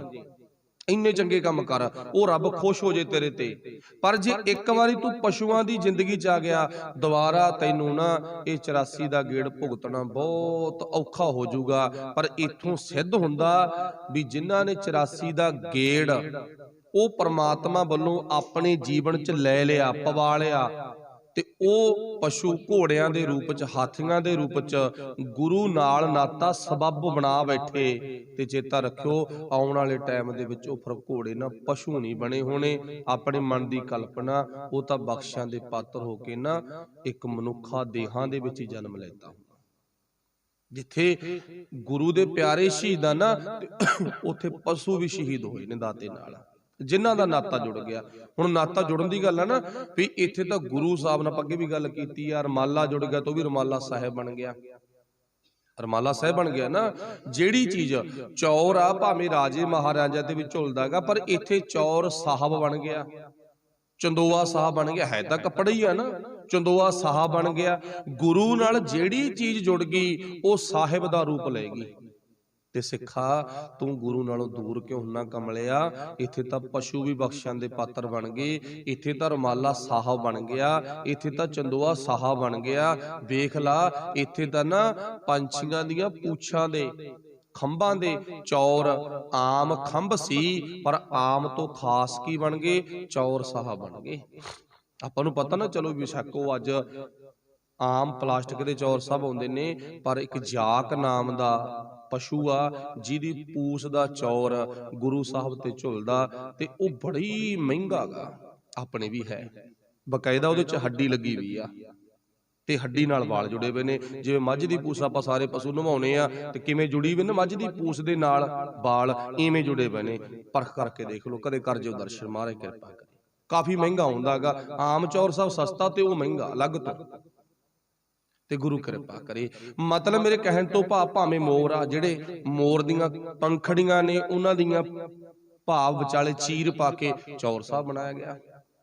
ਵੀ ਮਤਲਬ ਉਹ ਪਸ਼ੂ, ਉਹ ਪੰਛੀ ਵੀ ਕਿੰਨੇ ਧਨਤਾ ਦੇ ਯੋਗ ਨੇ, ਜਿਨ੍ਹਾਂ ਦੇ ਖੰਭ, ਜਿਨ੍ਹਾਂ ਦੇ ਵਾਲ ਗੁਰੂ ਸਾਹਿਬ ਤੇ ਚੌਰ ਦੇ ਰੂਪ ਵਿੱਚ ਝੁਲਦੇ ਨੇ। ਸਿੱਖਾ, ਫਿਰ ਤੇਰੇ ਤੇ ਬਖਸ਼ਿਸ਼ ਕਿਉਂ ਨਾ ਹੋਵੇਗੀ? ਇੱਥੋਂ ਆਪਾਂ ਆਹੀ ਸਿੱਖਣਾ। ਚਲੋ ਮਾਲਕ ਕਿਰਪਾ ਕਰੇ। ਫਿਰ ਪਾਤਸ਼ਾਹ ਜੀ ਆਲਮਗੀਰ ਰਹੇ। ਮੰਜੀ ਸਾਹਿਬ ਗੁਰਦੁਆਰਾ ਸਾਹਿਬ ਬਣਿਆ ਹੋਇਆ। ਮੰਜੀ ਤੋਂ ਭਾਵ ਹੁੰਦਾ ਪ੍ਰਚਾਰਕ, ਤੇ ਪ੍ਰਚਾਰਕ ਗੁਰੂ ਪਾਤਸ਼ਾਹ ਨੇ ਇੱਥੇ ਆਪ ਹੀ ਆਪਣੇ ਆਪ ਨੂੰ ਬਣਾਇਆ, ਤੇ ਸੰਗਤਾਂ ਦੇ ਵਿੱਚ ਕੁਝ ਵਕਤ, ਕੁਝ ਸਮਾਂ ਰਹਿ ਕੇ ਸੱਚ ਦਾ ਪ੍ਰਚਾਰ ਕੀਤਾ। ਇੱਥੋਂ ਪਾਤਸ਼ਾਹ ਜੀ ਫਿਰ ਰਾਏਕੋਟ ਵੱਲ ਨੂੰ ਚੱਲਦੇ ਨੇ, ਪਿੰਡਾਂ ਵਿੱਚੋਂ ਦੀ ਹੁੰਦੇ ਹੋਏ। ਜਿਵੇਂ ਕਿ ਸਤਿਗੁਰੂ ਪਾਤਸ਼ਾਹ ਜੀ ਇੱਥੋਂ ਚੱਲਦੇ ਨੇਗੇ ਤੇ ਹੇਹਰ ਪਿੰਡ ਪਹੁੰਚਦੇ ਨੇ। ਆਪਾਂ ਪਹਿਲਾਂ ਗੱਲ ਕੀਤੀ, ਵਿੱਚੋਂ ਪਿੰਡ ਬੜੇ ਨੇਗੇ, ਨਾਮ ਹੀ ਭੁੱਲ ਜਾਂਦੇ ਆਗੇ। ਚਲੋ, ਗੁਰੂ ਪਾਤਸ਼ਾਹ ਜੀ ਹੇਹਰ ਪਿੰਡ ਪਹੁੰਚਦੇ ਨੇ ਆਲਮਗੀਰੋਂ, ਪਿੰਡਾਂ ਵਿੱਚੋਂ ਦੀ ਹੁੰਦੇ ਹੋਏ। ਤੇ ਹੇਹਰ ਪਿੰਡ ਦੇ ਵਿੱਚ ਗੁਰੂ ਪਾਤਸ਼ਾਹ ਜੀ ਨੂੰ ਦੱਸ ਪਈ ਵੀ ਇੱਥੇ ਤੁਹਾਡਾ ਇੱਕ ਮਸੰਦ ਰਹਿੰਦਾ, ਜਿਹੜਾ ਕਿ ਭੰਗਾਣੀ ਦੇ ਯੁੱਧ ਵਿੱਚ ਉਹਨੇ ਦੱਸਿਆ ਸੀ ਇੱਥੇ ਆ ਕੇ ਵੀ ਏਦਾਂ ਭੰਗਾਣੀ ਦਾ ਯੁੱਧ ਹੋਇਆ, ਉੱਥੋਂ ਨਿਕਲਿਆ ਆਇਆ ਸੀਗਾ ਬਾਅਦ ਚ। ਉਹ ਵੀ ਦੱਸਿਆ ਵੀ ਗੁਰੂ ਸਾਹਿਬ ਇਉਂ ਕਾਰਜ ਕਰਦੇ ਨੇ, ਤੇ ਉਹਦੇ ਕੋਲ ਜਾ ਕੇ ਮਿਲੋ ਜੀ ਤੁਸੀਂ। ਚਲੋ, ਗੁਰੂ ਸਾਹਿਬ ਅੰਦਰ ਵੀ ਤਾਂਗਾ ਵੀ ਚਲੋ 2 ਮਿੰਟ ਰੁਕ ਕੇ ਜਾਵਾਂਗੇ, ਜਿਵੇਂ ਆਪਣੀ ਭਾਵਨਾ ਹੁੰਦੀ ਹੈ, ਖੈਰ ਸੁੱਖ ਪੁੱਛ ਕੇ ਜਾਵਾਂਗੇ, ਜਲ ਪਾਣੀ ਵੀ ਛਕ ਲਾਂਗੇ। ਮੇਰਾ ਪਿਆਰਾ ਗੁਰਸਿੱਖ ਆ ਨਾ, ਕੋਈ ਗੱਲ ਨਹੀਂ, ਤੇ ਰੋਟੀ ਪਾਣੀ ਤਿਆਰ ਕੀਤਾ ਤੇ ਆਪਾਂ ਉਹ ਵੀ ਸੰਗਤਾਂ ਸਮੇਤ ਛਕਾਂਗੇ। ਗੁਰੂ ਸਾਹਿਬ ਦੀ ਭਾਵਨਾ। ਚਲੋ, ਗੁਰੂ ਦੀ ਭਾਵਨਾ ਤਾਂ ਕਿੰਨੀ ਸ਼ੁੱਧ ਆ, ਇਹ ਸੇਵਾ ਦਾ ਮੌਕਾ ਬਾਰ-ਬਾਰ ਨਹੀਂ ਮਿਲਦਾ। ਪਰ ਅੱਗੇ ਕਾਫੀ ਗੱਲਾਂ ਸਿੱਧ ਹੁੰਦੀਆਂ ਨੇ।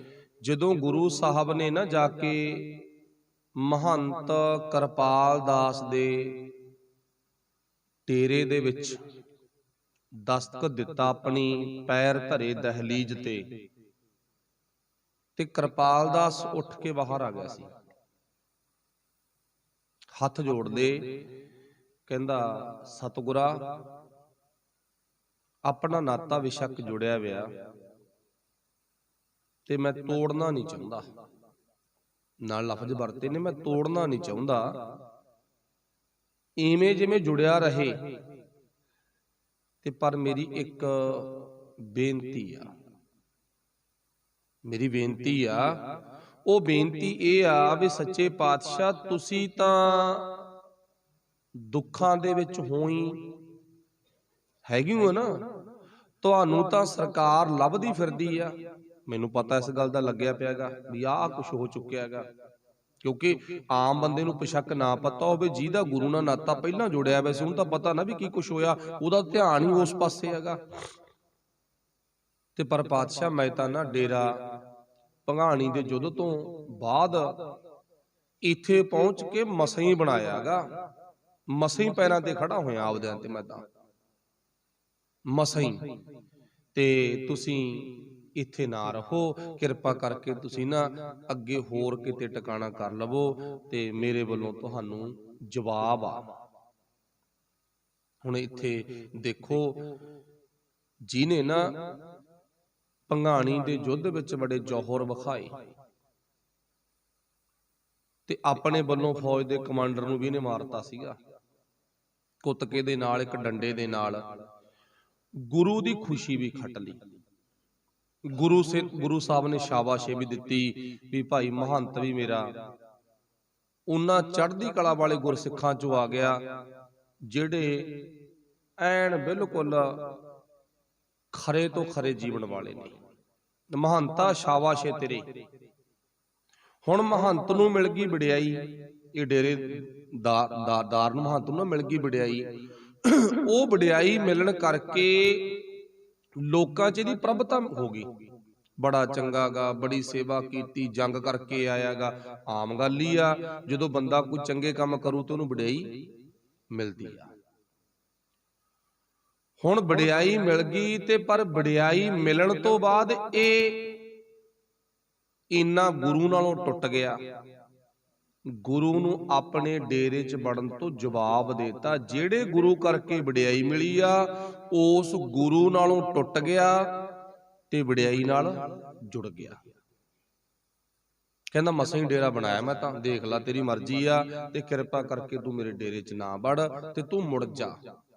ਹੁਣ ਇੱਥੋਂ ਗੱਲਾਂ ਸਿੱਧ ਕੀ ਹੁੰਦੀਆਂ ਵੀ ਬੰਦੇ ਨੂੰ ਨਾ ਗੁਰੂ ਸਾਹਿਬ ਬਖਸ਼ਿਸ਼ ਕਰਦੇ ਨੇ, ਕੋਈ ਸੇਵਾ ਕਰਦਾ, ਕੋਈ ਸਿਮਰਨ ਕਰਦਾ, ਉਹਨੂੰ ਮਾਲਕ ਵਡਿਆਈ ਦਿੰਦਾ, ਉਹਨੂੰ ਮਾਲਕ ਬਖਸ਼ਿਸ਼ਾਂ ਕਰਦਾਗਾ, ਉਹਦੇ ਪੈਰ ਲਾਉਂਦਾ ਧਰਤੀ ਤੇ। ਜਿਵੇਂ ਆਪਾਂ ਆਪਣੀ ਭਾਸ਼ਾ 'ਚ ਗੱਲ ਕਰੀਏ, ਵਧੀਆ ਨੌਕਰੀ ਮਿਲ ਗਈ, ਵਧੀਆ ਪਰਿਵਾਰ ਮਿਲ ਗਿਆ, ਵਧੀਆ ਕਾਰੋਬਾਰ ਹੋ ਗਿਆ, ਤੇ ਉਸ ਤੋਂ ਬਾਅਦ ਬੰਦਾ ਕੀ ਕਰਦਾ, ਪੈਰ ਛੱਡ ਜਾਂਦਾ। ਅੱਜ ਵੀ ਇਹ ਕੁਛ ਹੁੰਦਾਗਾ, ਸਾਡੇ ਅੰਦਰ ਬੰਦਾ ਪੈਰ ਲੈ, ਇਹ 'ਚ ਗੁਰੂ ਦਾ ਕੀ ਰੋਲਾ। ਮੈਂ ਆਪਣੀ ਮਿਹਨਤ ਕਰਕੇ ਸਾਰਾ ਕੁਛ ਕੀਤਾਗਾ, ਮੈਂ ਆਪਣੀ ਮਿਹਨਤ ਕਰਕੇ, ਮੈਂ ਦਿਨ ਰਾਤ ਇੱਕ ਕੀਤੀ ਹੈ ਤਾਂ ਹੋਇਆ। ਤੇ ਚੇਤਾ ਰੱਖਿਓ, ਸਾਰੇ ਆਪਾਂ ਕਿਸਾਨੀ ਤਬਕੇ ਨਾਲ ਸੰਬੰਧ ਤਾਂ ਫਸਲ ਭਾਵੇਂ ਕਿਸਾਨ ਨੇ ਬੀਜੀ ਆ, ਪਾਣੀ ਕਿਸਾਨ ਨੇ ਲਾਇਆ, ਰੇਹ ਕੂੜਾ ਕਿਸਾਨ ਨੇ ਪਾਇਆ,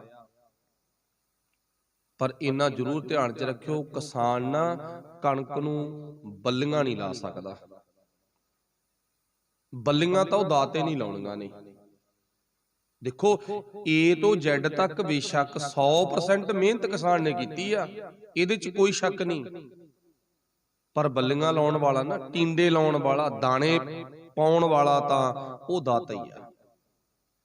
ਜਦੋਂ ਕਿਸਾਨ ਨਾ ਖੇਤ 'ਚ ਖੜਾ ਹੋਵੇ, ਫਸਲ ਫਲਾਕੇ ਤੇ ਹੋਵੇ, ਮੰਨ ਲਓ ਗੰਭੋਲਿਆਂ ਤੇ ਹੋਵੇ, ਹੁਣ ਬੱਲੀਆਂ ਨਿਕਲਦੀਆਂ ਨੇ, ਤੇ ਉਦੋਂ ਕੋਈ ਪੁੱਛੇ ਵੀ ਫਸਲ ਕਿਵੇਂ ਆ ਭਾਈ, ਉਦੋਂ ਇੱਕ ਗੱਲ ਕਿਸਾਨ ਕਹਿੰਦਾ, ਫਸਲ ਤਾਂ ਠੀਕ ਆ, ਕੱਦ ਕਾਠ ਵੀ ਵਧੀਆ ਵਧੀਆ ਜਾਮਾਂਗਾ, ਪਰ ਝਾੜ ਤਾਂ ਦਾਤੇ ਦੇ ਹੱਥ 'ਚ ਹੀ ਆ, ਬੱਲੀਆਂ ਤਾਂ ਦਾਤੇ ਦੇ ਹੱਥ 'ਚ ਹੀ ਆ। ਹੁਣ ਮੰਨ ਲਓ ਆਪਾਂ ਆਪਣੀ ਮਿਹਨਤ ਕੀਤੀ ਆ, ਪੜ੍ਹੇ ਆ, ਮਿਹਨਤ ਕੀਤੀ ਆ, ਬੜੀ ਸਖਤ ਮਿਹਨਤ ਕੀਤੀ ਆ, ਕਿਸੇ ਜਗ੍ਹਾ ਤੇ ਪਹੁੰਚ ਗਏ ਆਪਾਂ ਵਿਸ਼ੇਸ਼ ਤੌਰ ਤੇ, ਆਮ ਪਿੰਡ ਨਾਲੋਂ, ਆਮ ਘਰਾਂ ਨਾਲੋਂ ਖਾਸ ਰੁਤਬਾ ਬਣ ਗਿਆ ਸਾਡਾ, ਪਰ ਵਾਹਿਗੁਰੂ ਭਲਾ ਕਰੇ, ਖਾਸ ਰੁਤਬਾ ਬਣਾਉਣ ਵਿੱਚ ਨਾ ਉਹ ਦਾਤੇ ਦਾ ਹੱਥ ਹੀ ਆ। ਐ ਨਾ ਮੰਨੋ ਵੀ ਸਾਡੀ ਮਿਹਨਤ ਕਰਕੇ ਆ, ਉਹ ਫਿਰ ਖੋਹ ਵੀ ਲੈਂਦਾ ਹੁੰਦਾਗਾ। ਵਾਹਿਗੁਰੂ ਭਲਾ ਕਰੇ। 10 ਵਸਤੂ ਦੇ ਪਾਛੈ ਪਾਵੈ, ਏਕ ਵਸਤ ਕਾਰਨ ਬਖੋਟ ਗਵਾਵੈ। ਏਕ ਭੀ ਨਾ ਦੇ 10 ਭੀ ਹਰਲੇ, ਤਉ ਮੂੜਾ ਕੋ ਕਹਾਂ ਕਰੇ। ਜਿਸ ਠਾਕਰ ਸਿਓ ਨਾਹੀ ਚਾਰਾ, ਤਾਂ ਕੋ ਕੀਜੈ ਸਦ ਨਮਸਕਾਰਾ। ਉਹਨੂੰ ਤਾਂ ਨਮਸਕਾਰ ਕਰਨੀ, ਜਾਇਜ਼ ਆ, ਨਜਾਇਜ਼ ਨਹੀਂ ਉਹਨੂੰ ਭੁੱਲਣਾ। ਹੁਣ ਇਹ ਮਹੰਤ ਨੂੰ ਮਿਲ ਗਈ ਨੁਮਾਇੰਦਗੀ, ਪ੍ਰਭਤਾ ਬਣ ਗਈ, ਦੂਰੋਂ ਨੇੜੋਂ ਲੋਕ ਆਉਣ ਲੱਗੇ, ਵਡਿਆਈ ਕਾਫੀ ਬਣ ਗਈ, ਪਰ ਵਡਿਆਈ ਬਣੀ ਗੁਰੂ ਕਰਕੇ ਆ। ਇਹ ਨਾ ਭੁੱਲੇ ਵੀ ਮੇਰੀ ਵਡਿਆਈ ਮੇਰੇ ਕਰਕੇ ਬਣੀ ਆ, ਗੁਰੂ ਕਰਕੇ ਵਡਿਆਈ ਬਣੀ ਆ। ਤੇ ਗੁਰੂ ਕਰਕੇ ਜਿਹੜੀ ਬਣੀ ਹੋਈ ਵਡਿਆਈ ਸੀ, ਤੇ ਚੇਤਾ ਰੱਖਿਓ ਉਸ ਵਡਿਆਈ ਦੇ ਸੱਜ ਨੇ ਗੁਰੂ ਨਾਲੋਂ ਤੋੜਤਾ ਇਹਨੂੰ। ਗੁਰੂ ਨੂੰ ਆਪਣੇ ਡੇਰੇ 'ਚ ਵੜਨ ਤੋਂ ਜਵਾਬ ਦੇਤਾ, ਮਨਾ ਕਰਤਾ। ਕਹਿੰਦਾ ਮੈਂ ਆਪਣੇ ਡੇਰੇ 'ਚ ਤੈਨੂੰ ਬਾੜ ਨਹੀਂ ਸਕਦਾ। ਗਨੀ ਖਾਂ, ਨਵੀ ਖਾਂ ਵਰਗੇ ਜਾਂ ਪਿੱਛੇ ਸੈਦ ਖਾਂ ਵਰਗੇ ਜਿਹੜੇ ਚੜ ਕੇ ਆਏ ਸੀ ਨਾ, ਉਹ ਵੀ ਗੁਰੂ ਦੇ ਬਣ ਗਏ, ਤੇ ਜਿਹੜਾ ਗੁਰੂ ਦਾ ਸੀ ਉਹ ਗੁਰੂ ਨੂੰ ਟੁੱਟ ਗਿਆ। ਬਸ ਇਸ ਸਾਖੀ ਦੇ ਵਿੱਚੋਂ, ਇਸ ਕਹਾਣੀ ਵਿੱਚੋਂ, ਇਸ ਵਾਰਦਾਤ ਵਿੱਚੋਂ ਸਾਨੂੰ ਕੀ ਸੁਨੇਹਾ ਮਿਲਦਾ? ਸਾਨੂੰ ਇਹੀ ਸੁਨੇਹਾ ਮਿਲਦਾ, ਸਿੱਖਾ ਕਿਸੇ ਵੀ ਕੌਲ ਗੁਰੂ ਨਾਲੋਂ ਨਾ ਟੁੱਟੀ। ਇੱਕ ਨਾ ਪਾਮ ਹੀ ਸਾਰੇ ਗੱਲ ਕਹਿੰਦੇ ਹੁੰਨੇ ਆ, ਤੁਹਾਡੇ ਸਾਰਿਆਂ ਦੇ ਚੇਤੇ ਹੋਵੇਗੀ। ਆਦਿਕ ਆਪਾਂ ਇਹ ਲਿਖਿਆ ਹੋਇਆ ਪੁਆਇੰਟ ਪੜ੍ਹਦੇ ਵੀ ਆ, ਮੇਰਾ ਰੁੱਸੇ ਨਾ ਕਲੰਗੀਆਂ ਬਾਲਾ, ਜੱਗ ਭਾਵੇਂ ਸਾਰਾ ਰੁੱਸ ਜੇ। ਪਰ ਹੁਣ ਇਹ ਤੋਂ ਉਲਟ ਲਿਖਾਉਣਾ ਪਿਆ ਗੁਰੂ ਆਪਾਂ ਨੂੰ। ਮੇਰਾ ਰੁੱਸੇ ਨਾ ਕਲਗੀਆਂ ਵਾਲਾ ਦੀ ਬਜਾਏ ਨਾ ਆਪਾਂ ਨੂੰ ਇਹ ਲਿਖਾਉਣਾ ਪਿਆਊ, ਮੇਰਾ ਜਗਤ ਨਾ ਰੁੱਸੇ, ਗੁਰੂ ਭਾਵੇਂ ਰੁੱਸ ਜੇ। ਅੱਜ ਸਾਰਿਆਂ ਨੂੰ ਇਹੀ ਭਾਵਨਾ ਮਾਰੀ ਜਾਂਦੀ ਆ, ਪਿੰਡ ਦਾ ਸਰਪੰਚ ਨਾ ਨਾਰਾਜ਼ ਹੋ ਜੇ। ਕਿੰਨੇ ਕੁ ਟਾਈਮ ਆ? 5 ਸਾਲ ਹੀ ਆ, ਕੋਈ ਬਾਹਲੇ ਨਹੀਂ। ਕੋਈ ਨੰਬਰਦਾਰ ਨਾ ਨਾਰਾਜ਼ ਹੋ ਜੇ। ਕਿੰਨਾ ਕੁ ਟਾਈਮ ਆ? 60 ਸਾਲ ਜਿਉਲੂ, 70 ਜਿਉਲੂ, ਅਕਸਰ ਤਾਂ ਮਰਨਾ ਹੀ ਆ ਨਾ, ਕੋਈ ਗੱਲ ਨਹੀਂ। ਕੋਈ ਫਲਾਨਾ ਨਾ ਨਾਰਾਜ਼ ਹੋ ਜੇ, ਕਿਤੇ ਪ੍ਰਧਾਨ ਹੀ ਨਾ ਨਾਰਾਜ਼ ਹੋ ਜੇ। ਭਾਵਨਾ ਬਣ ਗਈ ਨਾ, ਗੁਰੂ ਤੋਂ ਟਿੰਡੀਆਂ ਲੈਣੀਆਂ। ਮਾਫ ਕਰਨਾ, ਇਹ ਨੁਮਾਇੰਦੀਆਂ ਕਰਨ ਵਾਲੇ ਨਾਰਾਜ਼ ਹੋ ਜਾਣਗੇ ਨਾ, ਸਰਜੂ। ਪਰ ਜੇ ਗੁਰੂ ਨਾਰਾਜ਼ ਹੋ ਗਿਆ ਨਾ, ਆਪਣੀ ਆਮ ਹੀ ਕਹਾਵਤ ਆ, ਗੋਹੇ ਚੋਂ ਰੂੜੀਆਂ ਚਗਾ ਦਿੰਦਾਗਾ। ਇੰਨਾ ਸਿੱਖਾ ਜ਼ਰੂਰ ਧਿਆਨ 'ਚ ਰੱਖ ਲਈ। ਇਹ ਹੇਹਰ ਪਿੰਡ ਦੀ ਕਹਾਣੀ ਤੋਂ ਸਿੱਖਿਆ ਮਿਲ ਗਈ, ਮਹੰਤ ਕਿਰਪਾਲ ਦਾਸ ਨੂੰ ਗੋਹੇ 'ਚ ਹੱਥ ਮਾਰਨੇ ਪੈ ਗਏ ਸੀ, ਗੰਦ 'ਚ ਹੱਥ ਮਾਰਨੇ ਪੈ ਗਏ ਸੀ, ਗੁਰੂ ਨੂੰ ਟੁੱਟ ਕੇ।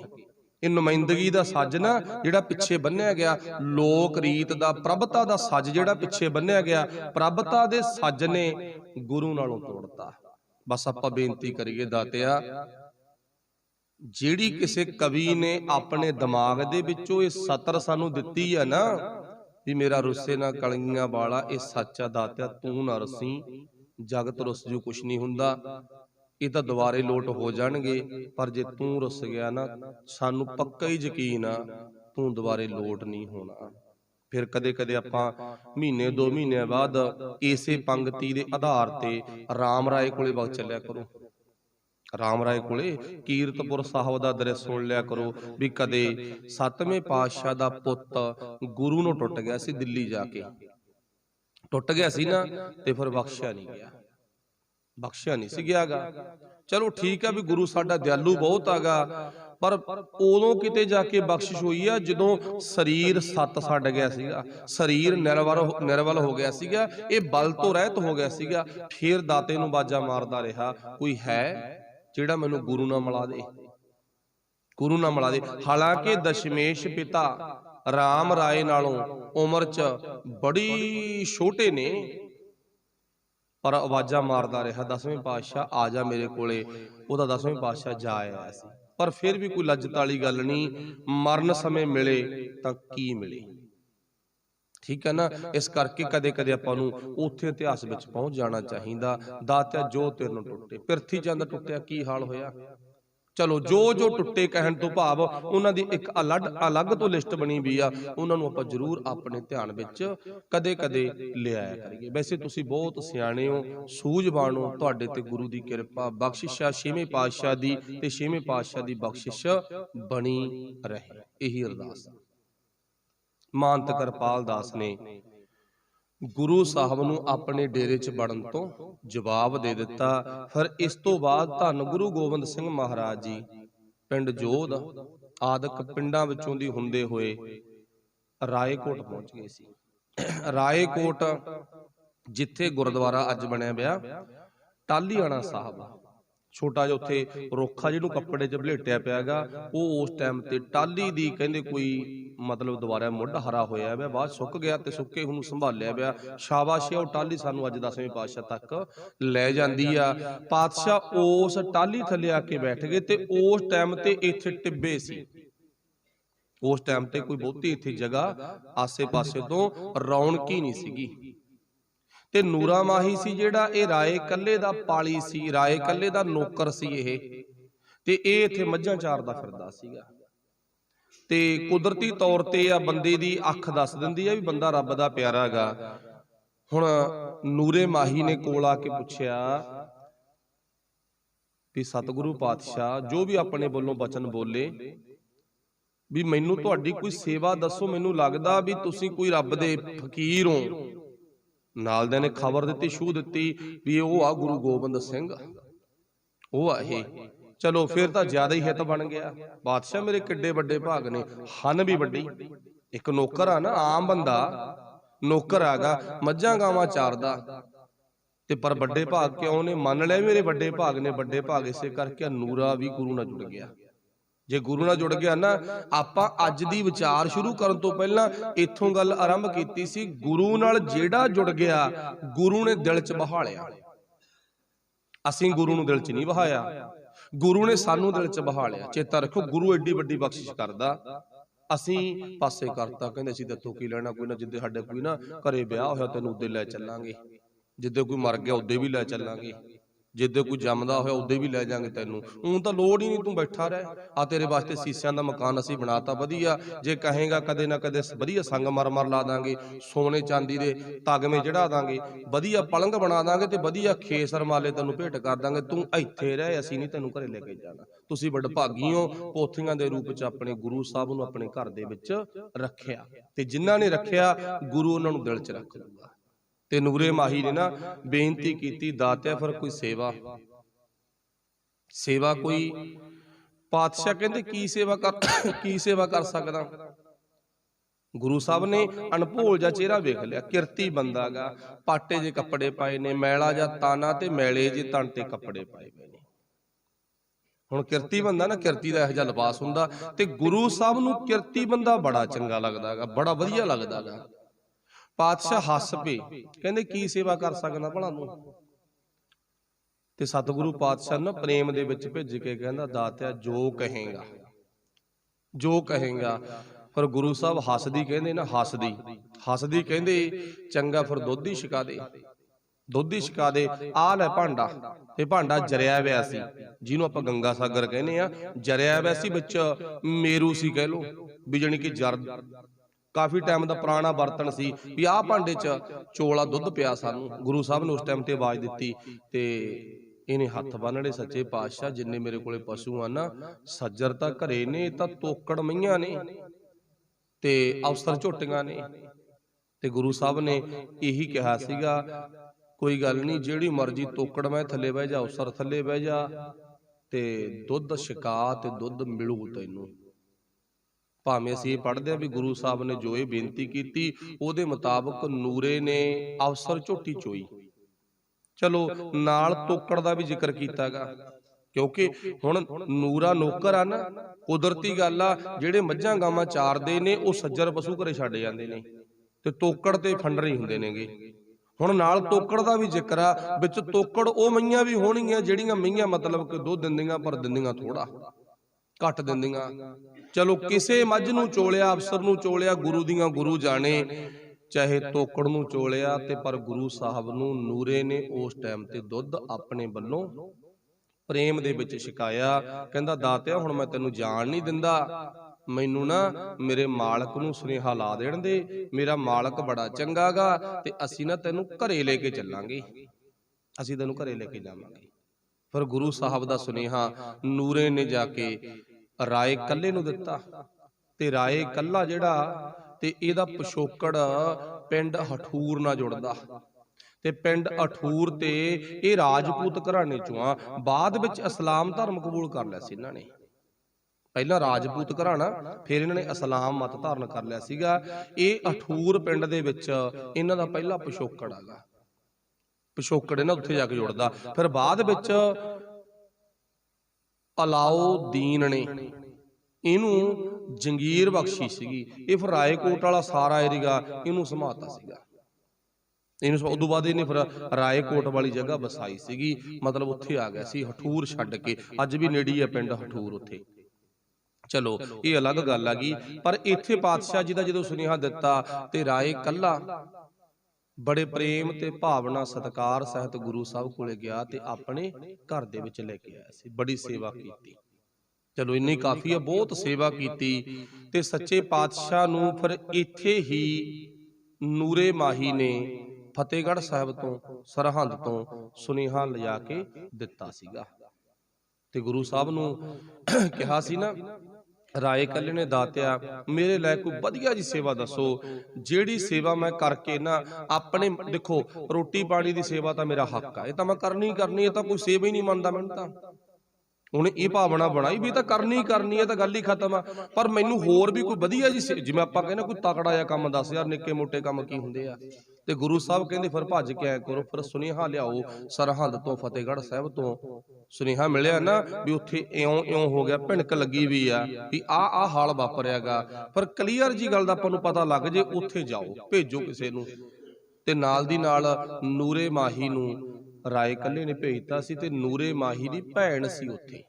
ਤੇ ਨੂਰੇ ਨੇ ਪਹਿਲਾਂ ਸੂਹ ਦੇਤੀ ਸੀ, ਕਹਿੰਦਾ ਦਾਤਿਆ ਜਿਹੜੀ ਤੁਸੀਂ ਗੱਲ ਕਰਦੇ ਹੋ ਨਾ, ਮੇਰੀ ਭੈਣ ਨੇ ਮੈਨੂੰ ਦੱਸਿਆ ਸੀ ਵੀ ਗੁਰੂ ਪਾਤਸ਼ਾਹ ਦੇ ਬੱਚਿਆਂ ਨਾਲ, ਮਾਤਾ ਜੀ ਨਾਲ ਬਹੁਤ ਧੱਕਾ ਕੀਤਾ ਹੈਗਾ। ਫਿਰ ਪਾਤਸ਼ਾਹ ਨੇ ਬਖਸ਼ੀ ਕੀਤੀ ਸੀ, ਨੂਰੇ ਜਾ ਕੱਲੀ ਕੱਲੀ ਗੱਲ ਦਾ ਪਤਾ ਲੈ ਕੇ ਆ। ਫਿਰ ਨੂਰਾ ਫਤਿਹਗੜ੍ਹ ਸਾਹਿਬ ਸਰਹੰਦ ਗਿਆ ਤੇ ਉੱਥੇ ਆਪਣੇ ਭੈਣ ਦੇ ਘਰ ਟਿਕਾਣਾ ਕੀਤਾ। ਸਾਰੀ ਆਸੇ ਪਾਸੇ ਤੋਂ ਪੂਰੀ ਡਿਟੇਲ ਰਿਪੋਰਟ ਲੈ ਕੇ ਫਿਰ ਦੁਬਾਰਾ ਉਹ ਰਾਏਕੋਟ ਪਹੁੰਚਿਆ ਸੀਗਾ। ਫਿਰ ਗੁਰੂ ਸਾਹਿਬ ਜੀ ਨੂੰ ਆ ਕੇ ਦੱਸਿਆ ਤੇ ਗੁਰੂ ਸਾਹਿਬ ਜੀ ਉਸ ਟਾਈਮ ਤੇ ਲੰਮੇ ਜੱਟਪੁਰੇ, ਕਿਉਂਕਿ ਇੱਥੇ ਰਹਿੰਦੇ ਹੋਏ ਗੁਰੂ ਸਾਹਿਬ ਆਸੇ ਪਾਸੇ ਪਿੰਡਾਂ 'ਚ ਵਗ ਜਾਂਦੇ ਸੀਗੇ।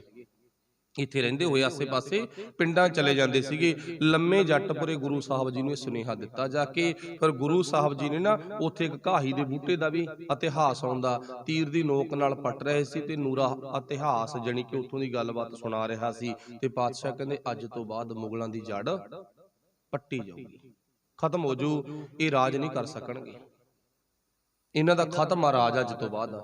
ਤੇ ਫਿਰ ਕੋਲ ਖੜੇ ਰਾਏ ਕੱਲੇ ਨੇ ਬੇਨਤੀ ਕੀਤੀ ਸੀ, ਦਾਤਿਆ ਮੈਂ ਵੀ ਉਹਨਾਂ ਚੋਂ ਹੀ ਆ ਨਾ। ਫਿਰ ਪਾਤਸ਼ਾਹ ਨੇ ਬਖਸ਼ਿਸ਼ ਕੀਤੀ ਸੀ, ਇੱਕ ਕਿਰਪਾਨ ਭੇਟ ਕੀਤੀ ਸੀ। ਤੁਰਨ ਲੱਗਿਆ ਰਾਏ ਕੱਲੇ ਨੂੰ, ਜਿੰਨਾ ਟਾਈਮ ਇਸ ਕਿਰਪਾਨ ਦਾ ਸਤਿਕਾਰ ਰੱਖੋਗੇ ਤੁਸੀਂ, ਉਹਨਾਂ ਟਾਈਮ ਤੇਰੀ ਜੜ ਕਾਇਮ ਰਹੂ, ਤੇਰਾ ਰਾਜ ਕਾਇਮ ਰਹੂਗਾ। ਤੇ ਜਿੱਦੇ ਕਿਰਪਾਨ ਦਾ ਪਿਆਰ ਛੱਡ ਗਏ, ਉਸ ਦਿਨ ਤੋਂ ਬਾਅਦ ਤੁਹਾਡੇ ਘਰ ਦੇ ਵਿੱਚੋਂ ਗੁਰੂ ਦੀਆਂ ਬਖਸ਼ਿਸ਼ਾਂ ਖਤਮ ਹੋ ਜਾਣਗੀਆਂ। ਫਿਰ ਇਹਦੇ ਗਾਹਾਂ ਪੁੱਤਰ ਨੇ ਆ ਕੇ ਨਾ ਉਹ ਕਿਰਪਾਨ ਵੱਲ ਧਿਆਨ ਨਹੀਂ ਦਿੱਤਾ। ਜਿੰਨਾ ਟਾਈਮ ਇਹ ਰਿਹਾ, ਇਹਨੇ ਬੜੀ ਪ੍ਰੇਮ ਭਾਵਨਾ ਦੇ ਨਾਲ ਗੁਰੂ ਸਾਹਿਬ ਦੀ ਬਖਸ਼ਿਸ਼ ਸੰਭਾਲ ਕੇ ਰੱਖੀ। ਗਾਹਾਂ ਪੋਤਰਿਆਂ ਨੇ ਵੀ ਖੜਾ ਛੱਡਤਾ ਸੀਗਾ, ਤੇ ਜਿਹੜਾ ਇਹ ਨੂਰਾ ਆਪਣਾ ਰਾਏ ਕੱਲਾ ਸੀਗਾ, ਇਹ ਜਿਹੜਾ ਆਪਾਂ ਪਿੱਛੇ ਇਤਿਹਾਸ ਸੁਣ ਕੇ ਗਏ ਨਾ ਨਿਹੰਗ ਕੋਟਲਾ ਜੀ ਦਾ, ਤੇ ਇਹ ਕੋਟਲਾ ਨਿਹੰਗ ਦਾ ਕੁੜਮ ਸੀਗਾ ਜਿਹੜਾ ਰਾਏ ਕੱਲਾ ਸੀਗਾ। ਇਹ ਰਾਏ ਕੱਲੇ ਦੀ ਕੁੜੀ, ਰਾਏ ਕੱਲੇ ਦੀ ਧੀ, ਇਹ ਕੋਟਲਾ ਨਿਹੰਗ ਖਾਨ ਦੇ ਪੁੱਤਰ ਆਲਮ ਖਾਨ ਨੂੰ ਵਿਆਹੀ ਵੀ ਸੀਗੀ। ਆਲਮ ਖਾਨ ਨੂੰ ਵਿਆਹੀ ਵੀ ਸੀ, ਜਾਣੀ ਕਿ ਗੁਰੂ ਨਾਲ ਸਕੀਰੀਆਂ ਵਾਲਿਆਂ ਦਾ ਵੀ ਨਾਤਾ ਜੁੜਿਆ ਹੋਇਆ ਹੈਗਾ, ਐਡਾ ਪਿਆਰ ਹੈਗਾ ਗੁਰੂ ਸਾਹਿਬ ਦੇ ਨਾਲ। ਚਲੋ ਮਾਲਕ ਕਿਰਪਾ ਕਰੇ। ਫਿਰ ਇੱਥੇ ਨੂਰੇ ਨੇ ਆ ਕੇ ਸੁਨੇਹਾ ਦਿੱਤਾ, ਗੁਰੂ ਪਾਤਸ਼ਾਹ ਨੇ ਸੁਨੇਹਾ ਸੁਣਿਆ। ਫਿਰ ਇਸ ਤੋਂ ਬਾਅਦ ਧੰਨ ਸ੍ਰੀ ਗੁਰੂ ਗੋਬਿੰਦ ਸਿੰਘ ਮਹਾਰਾਜ ਜੀ ਕਈ ਦਿਨ ਇੱਥੇ ਟਿਕਣ ਤੋਂ ਬਾਅਦ ਫਿਰ ਇੱਥੋਂ ਅੱਗੇ ਚਾਲੇ ਪਾਉਂਦੇ ਨੇ। ਰਾਏਕੋਟ ਤੋਂ ਬਾਅਦ ਬੱਸੀਆਂ ਇਹਨਾਂ ਪਿੰਡਾਂ ਵਿੱਚੋਂ ਦੀ ਹੁੰਦੇ ਹੋਏ ਅੱਗੇ ਪਹੁੰਚਦੇ ਨੇ। ਉਹ ਆਪਾਂ ਗੱਲਬਾਤ ਮਾਲਕ ਕਿਰਪਾ ਕਰੇ ਕੱਲ ਦੇ ਇਤਿਹਾਸ ਵਿੱਚ ਸੁਣਾਂਗੇ। ਫਿਰ ਗੁਰੂ ਸਾਹਿਬ ਜੀ ਕਿਵੇਂ ਕਿਵੇਂ ਆਪਣੇ ਇਲਾਕੇ ਵਿੱਚ ਆਉਂਦੇ ਨੇ ਤੇ ਕੀ ਕੀ ਕਾਰਜ ਕਰਦੇ ਨੇ, ਉਹ ਆਉਣ ਵਾਲਾ ਟਾਈਮ ਦੱਸੂਗਾ। ਸਭ ਦਾ ਧੰਨਵਾਦ, ਭੁੱਲਾਂ ਦੀ ਖਿਮਾ। ਵਾਹਿਗੁਰੂ ਜੀ ਕਾ ਖਾਲਸਾ, ਵਾਹਿਗੁਰੂ ਜੀ ਕੀ ਫਤਿਹ। ਰਾਮ ਕਲੀ ਮਹੱਲਾ ਤੀਜਾ, ਆਨੰਦ ਏਕ ਓੰਕਾਰ।